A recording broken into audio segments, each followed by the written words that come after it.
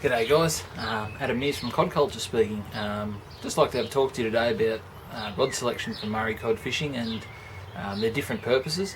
A lot of guys send me in questions asking, is my rod too heavy, is it too light, what to look for in a good cod rod. And there is no right or wrong answer, but I will try and steer you in the right direction to hopefully give you a better choice and something to think about before your next purchase.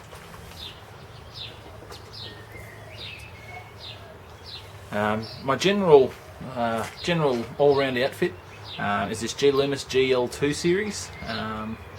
It's been very good for me so far. I've been using it about the last 12 to 15 months.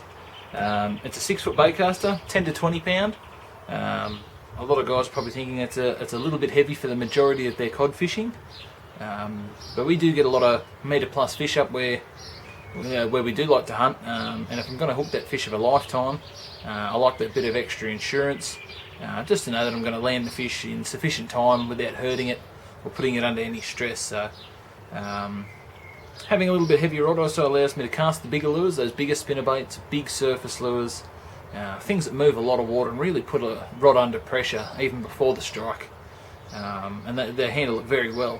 A lot of guys vary away from a heavier rod, due to casting distance. A lot of guys think that you can't cast far or further with a larger rod, but in the majority of river situations you're only casting around that sort of 10 to 15 metre mark, and you're going to get that distance easily, especially with a good quality reel.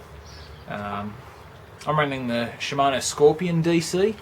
It's that one there. It's the Japanese domestic model. They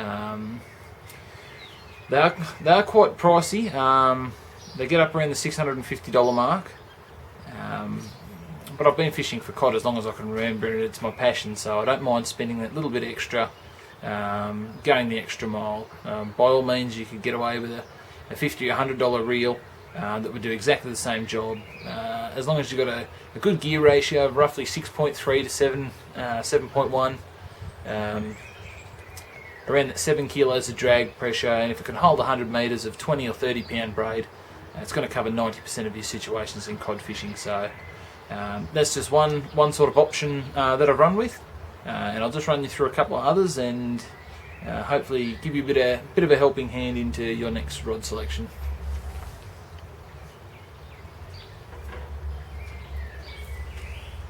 For some of the smaller rivers we fish around town, we've got a high chance of getting both Murray cod and golden perch, so I like to run a slightly lighter rod. This is a Tikka Devil Sticks. It's a 3 to 6 kilo rod. Very nice and stiff in the butt section, but really light and whippy in the tip. Makes casting your lighter spinnerbaits, your jackals, small hard bodies, things like that very, very well. But it does get put under a little bit of pressure if casting those big mumblers or those big 3/8 of an ounce spinnerbaits to get right down into some of them deeper cod holes. Or if you're trolling out at the dam, it's a good all-round stick, just for your weekend fishing. So 3 to 6 kilo mark, roughly 6'6", is probably the way to go. So it's another little option, a little bit lighter. You'll still land big fish on a lighter rod, don't get me wrong. But for some of them big fish, especially late at night, things like that where you don't get a lot of vision, I like to go slightly heavier, but a 3 to 6 is the way to go.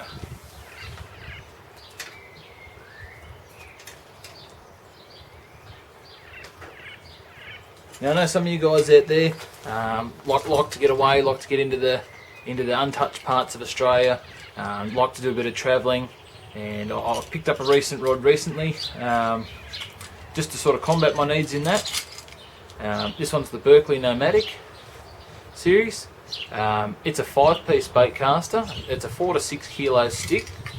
It folds up to a very small, about 45 centimetre tube. It does have a little sheath that comes with it. Very inexpensive. Pays to sort of shop around and have a look, but it's around that sort of $130 mark. And I couldn't count on how many times I really could have used a rod like this in my cod fishing. I'm just going to put it together for you. It's Very simple to put together and store away, and even for backup, if you go on those longer trips, you might want to go away for 4 or 5 days or a week at a time into some of these remote locations, and if you were to break your main rod, these would make an excellent backup choice, or even a good first string choice if you decide you want to chop and change.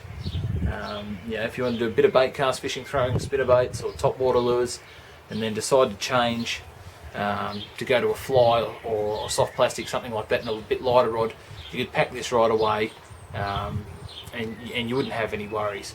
So the Berkley Nomadic feels like a great stick. I still haven't put it to the ultimate test yet. I'll be putting that up in a few weeks' time. Once cod season reopens, give it a real workout. But I can see this quickly climbing to the top of my favourite list. Full Fuji guides, Fuji reel seats, very inexpensive, so go and check those out. I don't think you'd be disappointed.